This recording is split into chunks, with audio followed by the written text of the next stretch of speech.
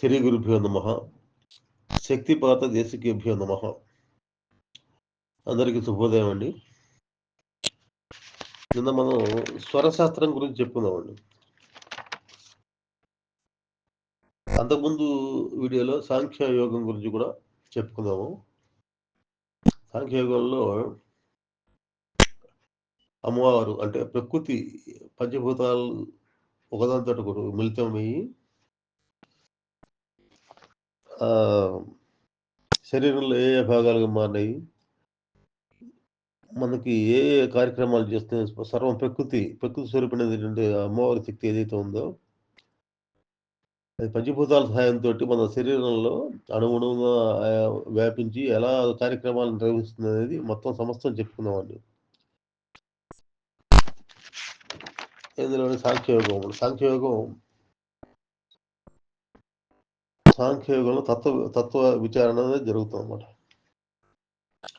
ఇక్కడ స్వరయోగం కూడా తెలుసుకోవాలండి. ఎందుకంటే యోగంలో ఉన్నప్పుడు ఈ స్వరయోగం గురించి సరైన అవగాహన ఉండాలి. దీని గురించి ఈ స్వరయోగం గురించి కంప్లీట్గా తెలుసుకున్నవాడే యోగంలో ముందుకు వెళ్ళగలుగుతాడు అనమాట. ఎందుకంటే మన శరీరంలో ఏం జరుగుతుందో మనకి తెలిసి ఉండాలన్నమాట. నిన్న చెప్పినటువంటి వీడియోలో కొంత చెప్పాను. స్వరాలు, సూర్యచంద్ర స్వరాలు మన శరీరంలో ఎట్లా నడుస్తున్నాయి అవన్నీ చెప్పామన్నమాట. ఈరోజు మరికొంత చెప్పుకుందామండి. ఇప్పుడు స్వరశాస్త్రం అంటే దానికి మీనింగ్ ఏంటంటే మనం పీల్చే గాలి, మనం గాలి పీలుస్తుంటాం కదా, అది ఏ శరీర భాగాల్లో ఏ రకంగా పనిచేస్తుందని తెలుసుకోవడం స్వరశాస్త్రం చెప్పొచ్చు. ఒక రకంగా చెప్పాలంటే మన శరీరంలో లోపలికి వెళ్ళిన గాలి ఏ రకంగా ఎన్ని రకాలుగా మారుతుంది అది తెలుసుకోవడం స్వరశాస్త్రం అన్నమాట. తంత్రశాస్త్రంలో ఈ స్వరశాస్త్రం చాలా ప్రాముఖ్యత అనమాట. తంత్రశాస్త్రంలో ఏ టైంలో అనుకూలంగా ఉంటుంది, శరీర స్థితి అనుకూలంగా ఉందా ఇది అవన్నీ చూసుకొని చేస్తారనమాట తంత్రశాస్త్రంలో. కాబట్టి వాటిలో ఇది చాలా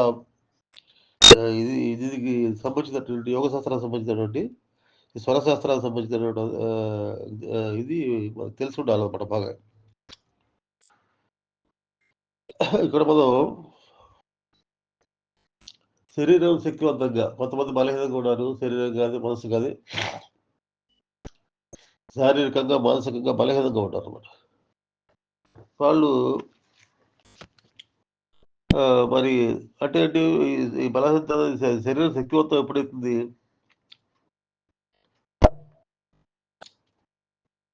మొదలు పాజిటివ్ నెగిటివ్ రెండు ఉంటాయండి. ధనాత్మక రుణాత్మక తత్వాలు రెండు ఉంటాయి అన్నమాట. ఈ రెండు పాజిటివ్ నెగిటివ్ రెండు ఉన్న స్వభావం ఏదైతే ఉందో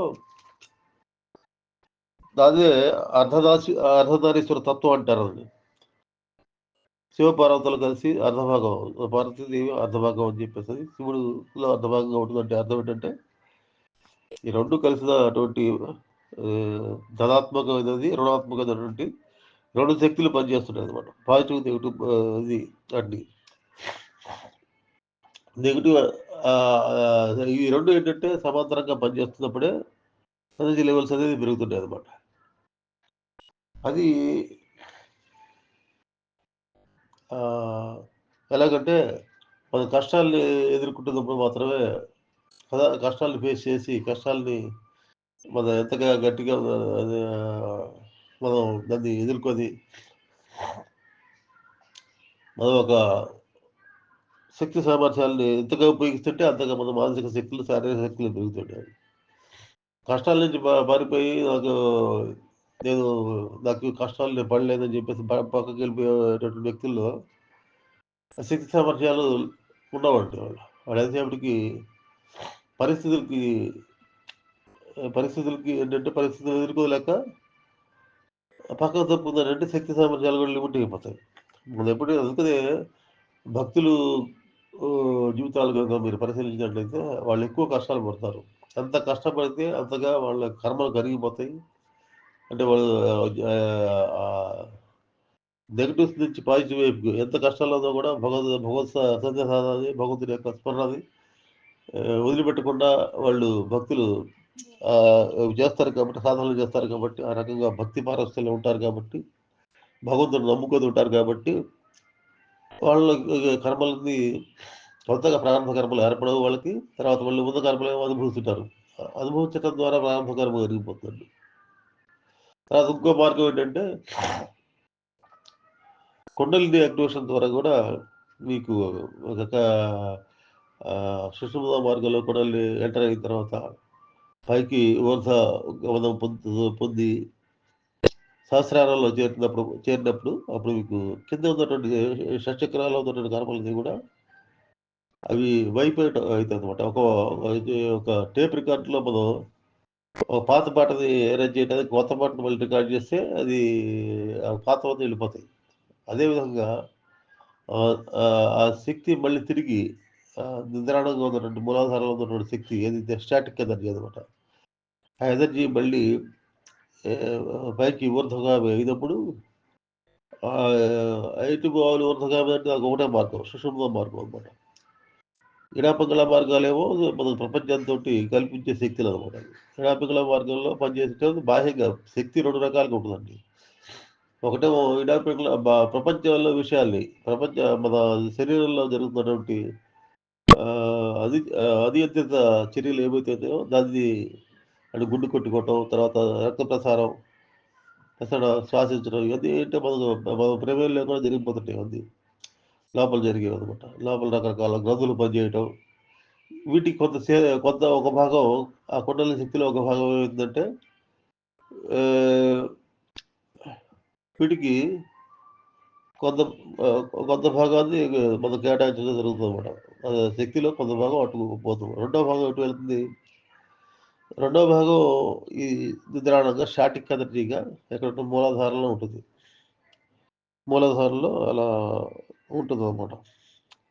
కాబట్టి ఈ మూలాధారంలో ఉన్నటువంటి కుటుంబ శక్తి సుషుమ్నా మార్గం ద్వారా పైకి వెళ్తున్నప్పుడు కూడా కర్మలు జరిగిపోతాయి అనమాట.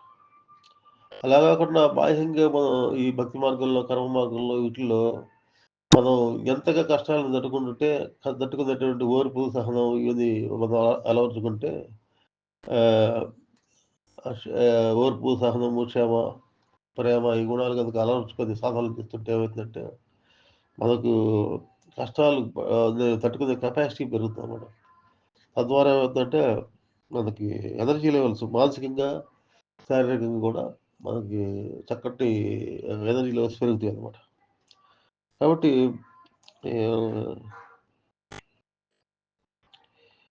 మనం బాహ్యంగా మరి ఈ ఎనర్జీ లెవెల్స్ పెంచుకోవాలంటే ఒకటి మనసు సూక్ష్మ స్థాయిలోకి వెళ్ళాలి. ధ్యానం ద్వారా కుండలిని యాక్టివేషన్ ఒకటి చేసుకోవాలి ఒక పద్ధతి. రెండో పద్ధతులు ఏంటంటే మనకు బాహ్యంగా మనం ఎనర్జీని ప్రాణశక్తిని ఖర్చు చేసేటువంటి మార్గాలు ఏవైతుందో తెలుసుకొని వాటి పట్ల కొంచెం జాగ్రత్తగా ఉండాలన్నమాట. అంటే శ్వాసని ఎక్కువ వేస్ట్ చేసేటట్టు పనులు ఏవైతుందో అది తగ్గియాలన్నమాట. దీనివల్ల శ్వాస కొనసాగపోతుంది మనం తెలుసుకున్నట్టయితే సుమారు శ్వాసను ఎక్కడెక్కడ ఉపయోగిస్తాం. శ్వాస తోటి మనం ఏ పనులు చేస్తాం కనుక చూసినట్టయితే మనం పాటలు పాడుతుంటామండి. పాటలు పాడేవాళ్ళు ఉంటారు. వాళ్ళు అసలు శ్వాస ఎట్లా ఖర్చు చేద్దో చెప్తారు అనమాట.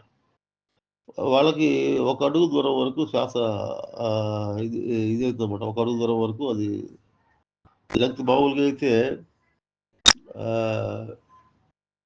మన శ్వాస లెంగ్త్ అంత ఉండదు, పెరుగుతుంది అనమాట. పాటలు పాడేటప్పుడు ఒకటి అందరూ తినేటప్పుడు కూడా 15 అంగుళాలకి వెళ్తుంది శ్వాస. నడిచేటప్పుడు తర్వాత 2 అడుగులు ఉంటుంది. నిద్రలో కూడా 2 అడుగుల దూరం వరకు శ్వాస మన భారంగా గట్టిగా పీలుస్తుంటాం అనమాట. తర్వాత మైదాన క్రియలో ఇంకా ఎక్కువ ఉంటుంది అనమాట. వ్యాయామం చేసినప్పుడు ఇంకా ఎక్కువ ఉంటుంది. కాబట్టి ఈ రకంగా ఏంటంటే మనకి ఈ శ్వాసని మనం ఆ రకంగా ఉపయోగించుకుంటాం. అది మనం ఈ పనులు నిత్య జీవితంలో పనులు చేయటానికి శ్వాస అనేది మనకి అదొక శక్తికి సాధనం అనమాట. ఎనర్జీ పొందేటికి సాధనం అనమాట. కాబట్టి మరి ఎవరిలో తక్కువగా ఉంటుంది శ్వాస తక్కువగా ఉపయోగించుకోవడం, అంటే శ్వాసను ఎంత ఎక్కువగా ఉపయోగించుకుంటే అంత తొందరగా మనకు లైఫ్ తరిగిపోతుంటుందనమాట. శ్వాస మరి ఎవరిలో తక్కువగా ఉంటుందంటే, కోరికలు ఎవరిలో అయితే తక్కువగా ఉంటాయో కోరికలు అవి లేకుండా ప్రశాంతమైన జీవితం గడుపుతుంటారు కదా! తృప్తితోటి, ప్రశాంతమైన జీవితం గడుపుతుంటారు కదా! భగవంతుడు ఇచ్చిన దాంతోటి సంతృప్తి పడి జీవించేటువంటి వ్యక్తుల్లో ఎక్కువ ఆశలు లేకుండా వచ్చిన దాంతో సంతృప్తి పడేటటువంటి ఆ తృప్తితో కలిగినటువంటి తాను తింటూ ఇతరులకు 10 మందికి పెట్టి సంతోషిస్తుంటారు చూసారా? యజ్ఞకర్మలు చేసే వాళ్ళలో శ్వాస శ్వాస తక్కువగా వాడతారన్నమాట వాళ్ళు. కాబట్టి అటు శ్వాస అది ప్రతి వ్యక్తి పుట్టి పుట్టేటప్పుడు భగవంతుడు ఇన్ని శ్వాసలు అని చెప్పేసి ఆయువు ఎట్లా ఉంటుందంటే శ్వాసల్ని 100 సంవత్సరాలు అందరికీ ఇస్తారండి. 100 సంవత్సరాలు అందరికీ ఉంటుంది. అందరికి ఆయువు ఉంటుంది. భగవంతుడు ఇచ్చి 100 సంవత్సరాలు ఇస్తాడనమాట. కానీ మనం ఏం చేస్తుంటామంటే దాన్ని మనం ఈ మనకు తెలియక మనం ఏం చేస్తున్నామంటే కొంతమంది అతిగా ఖర్చు చేస్తుంటారు. కొంతమంది శ్వాసను పొదుపుగా వాడతారు. శ్వాసను పొదుపు వాడారంటే సాత్విక స్వభావం ఉన్న వాళ్ళు, తర్వాత వీళ్ళు ఆహ్, ఆహ్, తర్వాత తక్కువ అంటే సెల్ఫిష్‌నెస్ లేకుండా శ్వాస అనేది వాళ్ళలో ఏమైందంటే శ్వాస కొంచెం తక్కువగా వాళ్ళు ఎక్కువ కాలం ఉంటారు వాళ్ళు. అది భగవంతుడు ఇచ్చిన లైఫ్‌ని చివరి వరకు వాళ్ళు వాడుకుంటారు. మిగతా వాళ్ళు ఏం చేస్తారంటే ఈ కోరికలు పెట్టుకుంటే స్వార్థంతోటి కొన్ని కోరికలు గాని, రకరకాల 10 మందిలో పేరు ప్రతిష్టలు తెచ్చుకోవాలని గాని, లేకపోతే ఇంకా అందరిలో గొప్పవాడిగా కనపడాలని అంటే ఇది చేయాలని చెప్పేసి అది రకరకాలైనటువంటి ఇవి చేస్తుంటారు కదా! అవి పనులు. ఆ పనుల వల్ల శ్వాస ఏమైతుందంటే ఆహ్, శ్వాసను ఎక్కువగా వాడతారు. దానివల్ల ఏమైందంటే మీకు లైఫ్ అది తగ్గుతుందనమాట. కాబట్టి అట్లాగే మనకి ఇంకా ఇది అండి శ్వాస గురించి. తర్వాత మనకి శ్వాసను ఉపయోగించి శ్వాస అప్లికేషన్స్ కొన్ని కొన్ని చిన్న చిన్న అప్లికేషన్స్ గురించి కూడా మీకు కొంత ఈరోజు చెప్తాను. శ్వాసను ఉపయోగించి మనం జబ్బులు ఎలా తగ్గించుకోవచ్చు. దాని గురించి కూడా కొంత మీకు అవగాహన సింపుల్‌గా అంటే మొత్తం చెప్పట్లేదు ఏదో స్వరశాస్త్రం గురించి కొంతవరకు మీకు ఒక టూకీగా ఒక ఔట్‌లైన్ ఇస్తామనమాట. ఆళ్ళు మామూలుగా యోగ స్థితిలో ఉన్నవాళ్ళు స్వరశాస్త్రంలో చాలా డీప్‌గా ఆలోచించి అది మా ఏ టైంలో ఏం చేయాలి అది సమయానుకూలంగా చేయటం, ఏ టైంలో ఏ పని చేయాలనేవి వాళ్ళు తెలుసుకొని చేస్తారనమాట. అట్లా మనం కూడా కొన్ని కొన్ని తెలుసుకుంటే మనకి కనీసం మనం కొద్ది జబ్బుల నుంచి మనం రక్షించుకోవచ్చనమాట. మన రుగ్మతలనమాట. శరీర రుగ్మతల నుంచి మనం రక్షించుకోవచ్చనమాట. ఉదాహరణకి మనకు జ్వరం వచ్చినప్పుడు గానీ, తలనొప్పి వచ్చినప్పుడు గానీ, మనం గనక టాబ్లెట్ తెచ్చి గబగబా వేసుకుంటాం. అది మీరు అబ్జర్వ్ చేస్తే, ఆ టైంలో ఏ స్వరం నడుస్తుందో చూసి అంటే కుడి వైపున గానీ, ఎడమ వైపు గానీ ఏదో ఒక మనిషికి ఒక్కొక్క రకంగా నడుస్తుంటదనమాట. ఏ స్వరం నడుస్తుందో చూసి, తర్వాత దానికి వ్యతిరేక దిశలో మనం గాలిని పీల్చి వదలటం జేయాలనమాట. అంటే కుడి స్వరం నడుస్తుందనుకోండి. కుడి స్వరం మూసేసి, ఎడమ స్వరం నుంచి గాలిని పీల్చడం వదలటం అట్లా. ఆ 15 సార్లు జేయాలి. చేస్తే ఏమైద్దంటే ఆటోమేటిక్‌గా తలనొప్పి గానీ, జ్వరం గానీ తగ్గిపోతుందనమాట. అట్లాగే ఇప్పుడు తలనొప్పి పూర్తిగా రాదండి. పార్శ్వం వైపు వచ్చింది. ఒక పార్శ్వంకి వచ్చిందని జెప్పంటే, మీరు ఏ పార్శ్వం వైపు వచ్చిందో తలనొప్పి గమనిస్తే, ఆ పార్శ్వం దగ్గర మోచేతి దగ్గర గట్టిగా ఒక తాడుతోటి కట్టేసి, మనం ఆహ్, ఈ శ్వాసది ఆ వైపు కాక రివర్స్ సైడ్‌లో గనక శ్వాస ఇచ్చినట్టయితే అది కూడా తగ్గిపోద్ది. పార్శ్వం కూడా మందులు లేకుండా తగ్గిపోతదనమాట. అట్లాగే మలబద్ధకం ఉన్నవాళ్ళండి. మలబద్ధకం ఉన్నవాళ్ళు ఏం చేస్తుంటారు చాలామంది పొద్దున్నే లేవగానే వేడి నీళ్ళు తాగటం, లేకపోతే కాఫీలు, టీలు తాగితే గాని వాళ్ళు మోషన్‌కి వెళ్ళలేరనమాట. అటువంటి స్థితి ఉంటదనమాట. అంటే ఎందుకది కాఫీలు, టీలు తాగినప్పుడు గాని, వేడి నీళ్ళు తాగినప్పుడు గాని ఏం జరుగుతుంది? మనలో ఉష్ణం పెరుగుతుంది. అంటే శరీరంలో ఉష్ణశక్తి పెరుగుతదనమాట. అందువల్ల ఎప్పుడుకో కాసేపు తిరిగి అటు ఇటు తిరిగి మొత్తానికి మలబద్ధకం సమస్యతో అట్లా ప్రతిరోజు అదేనమాట. అదే చేయాలనమాట. కానీ దీన్ని మనం స్వరసాధన ఉపయోగించి దాన్ని మనం దాన్ని తొలగించుకోవచ్చు. ఎట్లా? మనకి సూర్య స్వరం ఎక్కువున్నప్పుడు అంటే వేడి పెరగాలంటే సూర్య స్వరం ఉండాలనమాట. అందుకని చేయాలి ఈ మనం ఈ సూర్యశర ఎక్కువ చేయాలంటే ఏం చేయాలి? మనం సూర్యభేద ప్రాణాయామం చేయాలండి.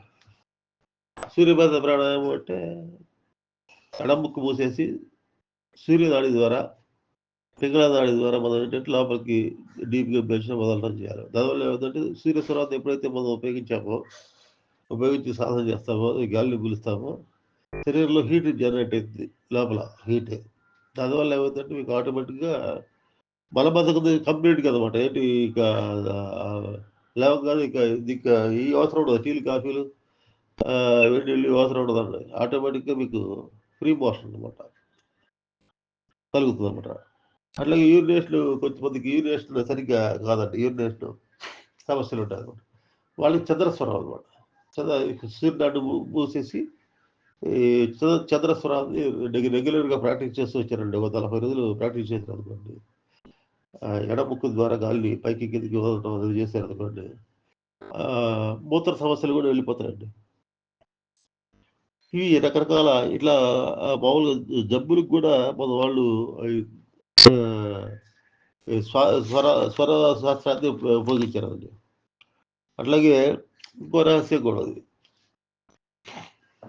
స్వరశాస్త్రంలో రకరకాలున్నాయండి. ఇందులో చాలా ఎన్నో రహస్యాలున్నాయి ఇందులో. మనం ఆహ్,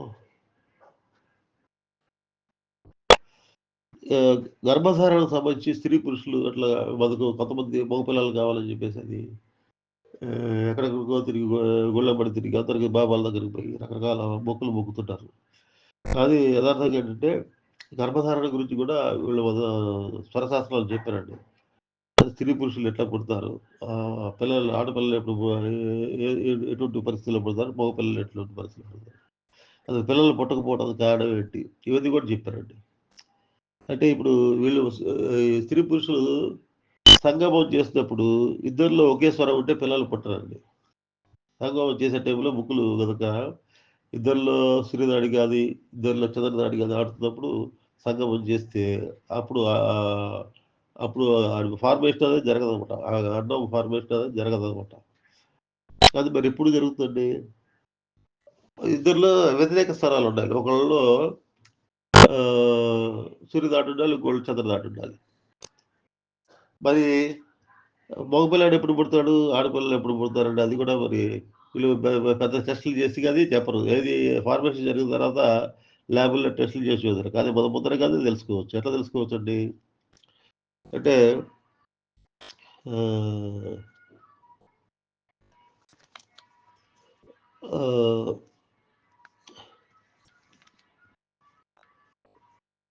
పురుషునియందు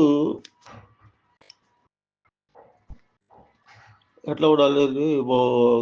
గర్భధారణ అంటే సంయోగం చేసే టైంలో పురుషుడికి ఎడమ స్వరం పనిచేస్తది. అంటే ఆహ్, ఇడాస్వరం అనమాట.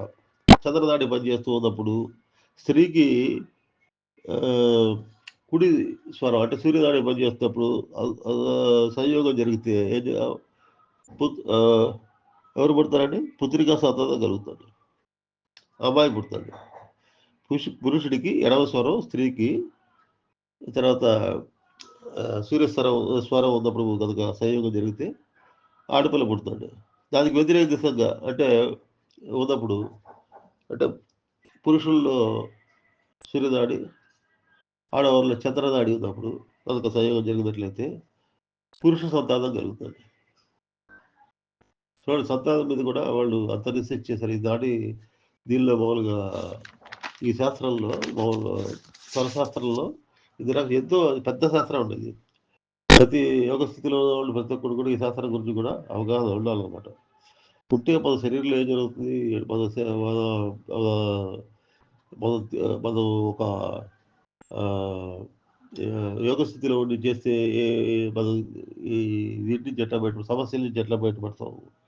కోరికలు ఒక మనకి తీర్చుకోవడానికి మనలో ఉన్నటువంటి ప్రాణశక్తి ఎట్లా ఉపయోగించొచ్చు?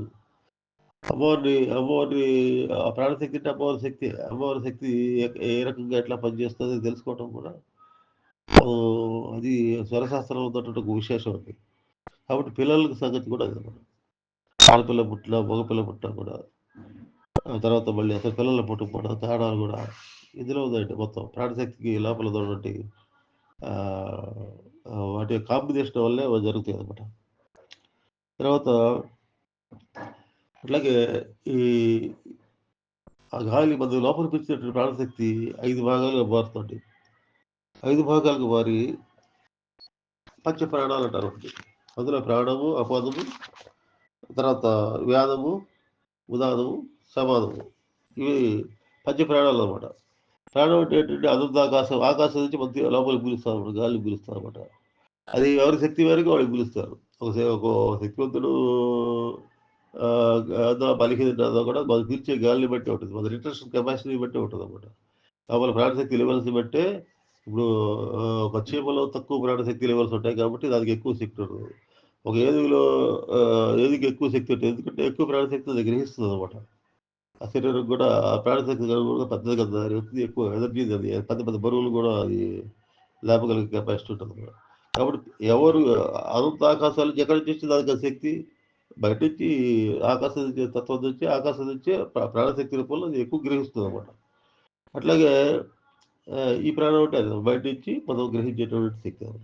అపాదం అంటే ఈ మలమూత్రాలు మనలో ఉన్నటువంటి మన జీవన క్రియలు అయిన తర్వాత కొంత వేస్ట్ ప్రొడక్ట్స్ ఏవైతే ఉన్నాయో చెమట, మలమూత్రాలు ఇవన్నీ కూడా శ్లేష్మము అటువంటివి ఏమైనా ఉంటే బయటికి వెళ్ళేటటువంటి తీసుకెళ్ళేటువంటి శక్తి అన్నమాట. అపాద శక్తి అంటారన్నమాట. అపాద శక్తిదే జీవుడు అది కూడా అంటారు. అది మీకు షట్చక్రాల్లో నేను చెప్పానన్నమాట. షట్చక్రాల జీవుడు ఎట్లా తిరుగుతున్నాడు. 21,600 శ్వాసల్లో ఎప్పుడెప్పుడు ఎక్కడ ఉంటాడు అనేది చెబుతానండి వీడియోలో చెప్పాను. ఇక తర్వాత వేదశక్తి అండి. వేద ప్రాణవాయువు. వేద ప్రాణవాయువు ఎక్కడ ఉంటుందండి ఇది? శరీరం మొత్తం వ్యాపించి ఉంటుందండి ఇది. శరీరం మొత్తం అణువుల ప్రతి అణువుకి ప్రాణశక్తిని చేరేసేది ఏంటంటే ఈ వేదవాయువు అనమాట. నిరంతరం వేదవాయువు శరీరం మొత్తంలో కణకణానికి చేరకపోతే అక్కడ పెరాలసిస్ వస్తుందన్నమాట. కాబట్టి ఈ దోషం వల్ల ఏం జరుగుతుందంటే ఈ వేదవాయువు దోషం వల్ల ఏం జరుగుతుందంటే అంగవైకల్యం వస్తుందండి. అంటే మామూలుగా అంగవికలులు చూస్తుంటారు. గుడ్డివాళ్ళు రకరకాల వాళ్ళు ఉంటారు కదా! తర్వాత పొట్టివాళ్ళు అంటే పొడుగు పెరగరు. పొట్టిగా ఉంటారన్నమాట బాగా. వీళ్ళది వేదవాయువు యొక్క లోపం వల్ల వాళ్ళు ఆ రకంగా పుడతారన్నమాట. ఎందుకని ఆ లోపాలతోటి పుడతారంటే మనము క్రితం జన్మలో అయి భగవంతుడిచ్చినటువంటి కర్మేంద్రియాలు గాని, జ్ఞానేంద్రియాలు గాని మంచి పనులకు వాడకుండా దురుపయోగం చేసినప్పుడు అయి నెక్స్ట్ జన్మలో అవి వీక్ అయితాయండి. ఇది ఒక పెద్ద యోగ రహస్యం ఇది. చాలామంది తెలియదు. మనం జీవితాన్ని ఎంజాయ్ చేయొచ్చులే మంచిగా మనకిచ్చాడు అన్ని శక్తులున్నాయి. అదండి ఆహ్, అందరి మీద ఆధిపత్యం చెలాయించి స్వార్థంతోటి అన్నీ ఏం చేస్తుంటారు సొంత లాభం చూసుకుంటారు తప్పితే ఇతరుల గురించి ఆలోచించరనమాట. అట్లా ఇంద్రియాలని దురుపయోగం చేసేటువంటి జ్ఞానేంద్రియాలు గాని, ఏ ఇంద్రియాన్ని దురుపయోగం చేస్తే నెక్స్ట్ ఆ ఇంద్రియం వీక్ అయిపోతదండి. కళ్ళని ఎట్ట పడితే అట్లా వాడి చెడు దృష్టితోటి చూడటం, చేయటం, ఆహ్, అసూయ పడటం అట్లాంటి పనులు ఎక్కువగా కంటితోటి ఎక్కువ జలసీ ఫీల్ కావటం. ఇవన్నీ చేస్తుంటే ఏమైద్దంటే కళ్ళని దురుపయోగం చేసినప్పుడు ఏమైద్దంటే మంచిని చూడాలి. అందులో మంచిని చూడాలి. కళ్ళ ద్వారా కాదు దృశ్యాలు మంచి మంచి దృశ్యాలు చూడటం కాదు. తర్వాత మంచి పనులకి మనం శక్తిని ఉపయోగించడం గాని, భగవంతుడు లీలలను దర్శించడానికి గాని, మంచి పుస్తకాలు చదవటానికి గాని, గ్రంథాలు చదవటానికి గాని, సద్గ్రంథం పట్టడానికి గాని, వీటికి కళ్ళని ఎక్కువగా వాడాలండి. అంతేగాని చెడు దృశ్యాలు చూడటానికి, చెడు చేయటానికి మనం ఆ శక్తిని ఉపయోగించుకోవడం, దొంగతనాలు చేయటానికి, దొంగిలించడం అనమాట. అట్లా రకరకాలైనటువంటి చెడు కార్యాలు కళ్ళు ఇచ్చి శక్తిని దురుపయోగం చేస్తే ఏమైద్దంటే అది ఆహ్, నెక్స్ట్ కంటి లోపాలొస్తాయన్నమాట. కాబట్టి ఇదండి మామూలుగా. ఇదంతా ఏంటంటే భగవంతుడిచ్చే శక్తి ఏదైతే ఉందో అది అమ్మవారి శక్తి. భగవంతుడి శక్తి అంటే అమ్మవారి శక్తి అనమాట. మన అణువణువులో ఉండి మనకి హెల్ప్ చేయటానికి ఉందది. ప్రతి ఒక్కడికి జీవితంలో సజావుగా గడపటానికి, తర్వాత జీవితంలో లక్ష్యం ఏంటంటే ఆత్మ సాక్షాత్కారం పొందడానికి భగవంతుడు మనకి ఈ అవకాశం ఇచ్చాడనమాట. దాన్ని దురుపయోగం చేసేటప్పుడు ఏమవుతుందంటే అది ఉపయోగించగలిగితే ఏం చేస్తారు ఒక 10,00,000 ఇచ్చాడండి తండ్రి 10,00,000 ఇచ్చాడు. దాన్ని ఉపయోగించుకో 10 రోజుల్లో ఖర్చు పెట్టామనుకోండి. మళ్ళీ ఇస్తాడా తండ్రి? ఇవ్వడు. అంటే డబ్బు విలువ తెలియదు కాబట్టి వీడికి తెలిసేట్టుగా ఇప్పుడు చూడండి ఒక అంగవైకల్యం పొందిన వ్యక్తి ఎంత బాధపడుతుంటాడు. ఆ కాలో, చెయ్యో లేదా స్పందన లేనప్పుడు పడే బాధ వాడికి తెలిస్తే ఇక దాన్ని ఉన్నప్పుడు అది సక్రమంగా ఉన్నప్పుడు ఆహ్, దాన్ని చక్కగా ఉపయోగించుకోవడానికి ఒక బుద్ధి అనేది ఏర్పడుతుందన్నమాట. ఆ రకంగా భగవంతుడు ఏం చేస్తాడంటే ప్రతి వ్యక్తిలో కూడా ఈ ఇంద్రియ శక్తులను వాటిని ఇస్తుంటాడు. అది సక్రమంగా మనం వాడినప్పుడు ఆహ్, మనకు జీవిత సాఫల్యం ఏదంటే ఆత్మ సాక్షాత్కారం దిశ వైపు మనకి పురోగమిస్తామనమాట. లేనప్పుడు ఏమవుతుందంటే కిందకి డౌన్ ఫాల్ అవుతామనమాట. ఇదండి. వేదవాయువు దోషం వల్ల ఏం జరుగుతుందంటే ఈ శరీరంలో అంగవైకల్యం, ఈ మానసికంగా ఎదుగుదల లేకపోవటం, మరుగుజ్జులు ఈ విధంగా ఉండటం, ఆకృతి మీద ప్రభావం చూపిస్తుందనమాట. అట్లాగే ఆహ్, తర్వాత ఇదేంటంటే ఉదాత్త వాయువు ఉంటదండి. ఉదాత్త వాయువు అంటే ఇది గొంతు దగ్గర ఉంటదండి. అది దానికి దానికి దాని ఉదాత్త వాయువు ఏంటంటే మనకి మాట్లాడే శక్తి ఇస్తదనమాట. మన మాట బయటికి రావాలంటే ఉదాత్త వాయువు ఉండాలనమాట. గొంతు దగ్గర ఉదాత్త వాయువు ఉంటేనే మనం మాట్లాడగలుగుతామనమాట. దీని లోపం వల్ల ఏం జరుగుతుందండి, నత్తిగా మాట్లాడటం, తర్వాత దగ్గిగా మాట్లాడటం, బొంగురు గొంతుతోటి మాట్లాడటం, ఈ రకరకాల లోపాలుంటాయి గదా! ఉచ్చారణ దోషాలు ఏవైతే ఉంటాయో అవన్నీ వస్తాయనమాట. అట్లా సమాన వాయువు ఉంటదండి. సమాన వాయువు అంటే సమాన వాయువు అంటే ఆహారం మనం తిన్న ఆహారాన్ని ఏం చేస్తే బొడ్డు దగ్గర ఉంటదిది. ఇది తిన్న ఆహారాన్ని శక్తిగా మార్చి శరీర భాగాలన్నిటికి చేరేస్తదనమాట. ఇది ఇది సమాన వాయువు సరిగ్గా పనిచేయలేదనుకోండి తూలుడొస్తది. తూలి పడిపోతుంటారు చూడండి. అట్లా తూలుడు అనేది సమాన వాయువు పనిచేయకపోతే వస్తుంటదనమాట. కాబట్టి ఈ పంచ ప్రాణాలు ఏవైతే ఉన్నాయో అంటే పంచప్రాణాలు మూలం ఏదంటే ప్రకృతి శక్తి అనమాట. ప్రకృతి నుంచే మనకు లోపల ప్రాణశక్తి మనం పీల్చుకున్నటువంటి ప్రాణశక్తి ఆహ్, పంచీకరణ జరిగి అంటే పంచభూతాల్లో ఒకదానిలో ఒకటి మిక్స్ అయ్యి ప్రాణవాయువు ఈ పంచ ప్రాణాలుగా మారుతుందనమాట. కాబట్టి ఈ పంచ ప్రాణాలు మారిందేంటంటే అమ్మవారి శక్తి అనమాట. కాబట్టి అమ్మవారి శక్తిని మనం సక్రమంగా మనం దాన్ని ఆహ్, వ మనం దాన్ని వాడుతున్నప్పుడు ఏమైద్దంటే మనకి ఆరోగ్యం కూడా బాగుంటుంది. అది ఉంటాయన్నమాట. తర్వాత ఆహ్, ఇందాక చెప్పేది కొద్ది. ఏది ఈ జబ్బులు తగ్గించుకునేది. మళ్ళీ ఇంకొకటి రెండు చెప్తాను చూడండి. ఉబసం వస్తుందండి. ఉబసం వచ్చినప్పుడు చాలామంది అది మందులు వాడుతుంటారు. ఎక్కువ మంది ఇంజెక్షన్‌లు చేయించుకునే దాకా వెళ్తుందన్నమాట. ఉబసం వచ్చినప్పుడు మనకు అప్పుడు ఏ స్వరం వాడుతుందో చూడాలండి. చూసి అప్పుడు కుడివైపా సూర్యుడుగాడా, చంద్రుడుగాడా ఆడుతుందో చూసిన తర్వాత దాన్ని తగ్గించాలంటే మనం ఏం చేయాలి? ఒక నెల రోజుల పాటు అదే ఏ స్వరం అయితే ఆడుతుందో ఆ నెల రోజుల పాటు దానికి వ్యతిరేకంగా ఉన్న ఇంకో స్వరం ఆడేలా చూసుకోవాలండి. ఇప్పుడు ఆడుతున్న స్వరం కాకుండా దానికి వ్యతిరేక దిశలో సూర్యుడు ఆడుతుంటే చంద్రనాడి వైపు చంద్రనాడిని బాగా పీల్చడం రోజు అది ఒక 40 రోజులు చేశారనుకోండి. ఆ ఉపసం కూడా శాంతిస్తది. ఉపసం అది కంప్లీట్‌గా పోతుంది. శాంతించటం కాదు. ఆహ్, ఇంకా మళ్ళీ రాదనమాట. అట్లా ఏంటంటే ఈ నాడీ ఆహ్, ఓ ఈ ఈ ఈ శాస్త్రం తెలిసినప్పుడు స్వరశాస్త్రం తెలిసినప్పుడు ఏమైందంటే, మనకి మనకు సాధారణంగా మనకొచ్చేటువంటి చిన్న చిన్న జబ్బులు ఏవైతే ఉంటాయో, వాటి మందులు లేకుండా మనం తగ్గించుకోవచ్చండి. మందులు వాడుతుంటే సైడ్ ఎఫెక్ట్స్ వస్తాయి. ఆరోగ్యం చెడిపోతుంది. రకరకాల ప్రాబ్లమ్స్ వస్తాయి. కానీ ఈ స్వరశాస్త్రం తెలిసుంటే మన శరీరం వ్యాధిగ్రస్తం కాకుండా కాపాడుకోవచ్చనమాట. తర్వాత ఈ శ్వాసను తగ్గించుకుంటే ఉపయోగాలేంటి? శ్వాస లెంగ్త్ ఉంటుంది. ఆ లెంగ్త్ మామూలుగా సాధారణ వ్యక్తుల్లో అది ఆహ్, ప ఆహ్, ఎంతుంటదండి? 15 అంగుళాలు 12 అంగుళాలు బయటకొచ్చిందనుకోండి. శ్వాస 12 అంగుళాలు కిందకి శ్వాస వదిలేట్టు సాధారణంగా ఉండేవాళ్ళలో 12 అంగుళాలు కిందకొస్తుంది. వచ్చి మళ్ళీ వెనక్కెళ్తుంటదనమాట. ఆ శ్వాసను 11 అంగుళాలు తగ్గించామనుకోండి, దాన్ని కుదిస్తే ప్రాణశక్తి మనకి కాన్సంట్రేషన్ అనమాట. శ్వాస లెంగ్త్ తగ్గిందంటే ఆహ్, ఏమైతుంది మనకి ధ్యాన స్థితులొస్తాయండి. అంటే ప్రాణం స్థిరమైతుంది. ప్రాణం స్థిరమైతుంది. మనకి ధ్యాన స్థితులు గూడా వస్తాయనమాట. దాన్ని 10 అంగుళాలకు కుదిస్తే ఏమైతుందండి? వాళ్ళు కవిత్వ లక్షణాలు ఆటోమేటిక్‌గా ఆసువుగా కవిత్వం చెప్పేటువంటి లక్షణాలు కూడా వస్తాయి. శ్వాస తగ్గిస్తే వచ్చేసే ఎనర్జీ లెవెల్స్ ఎట్లా పెరుగుతాయని చెబుతారనమాట అది. అంటే అది మొత్తం శ్వాస మీద ఉంది. అంటే ముక్కులో ఉన్న గాలి ముక్తికి త్రోవయ విశ్వేధ విరామ విదురేవ అంటారు. వేమదేవి ఏమంటాడంటే ముక్కులో ఉంది గాలి ముక్తికి త్రోవయ. అంటే ఈ గాలి వల్లే ముక్తి మార్గం అనేది ఇదైతుంది తెలుసుకోగలుగుతాడు మనిషి అని చెప్పేది వేమదేవి చెబుతాడనమాట ఆయన. ఆయన అదే 10 అంగుళాలు అయితే 10 అంగుళాలకి దాన్ని తగ్గించావు అనుకోండి శ్వాసని. తగ్గిస్తే వాడు మహాకవి అవుతాడండి. 9 అంగుళాలు తగ్గితే ఏమవుతుంది? వాడి దగ్గర బ్రహ్మానంద ఆనందమే ఉంటుంది ఎక్కువ. ఇక బాధలు ఉండవు అనమాట. ఎందుకంటే ఈ ప్రాపంచిక విషయాలన్నీ బయలుదేరైపోతాయి అనమాట. వాళ్ళ అంతర్ముఖ స్థితి అనేది వాడికి వచ్చేస్తుంది అనమాట. తర్వాత అది 8 అంగుళాలు తగ్గింది అనుకోండి.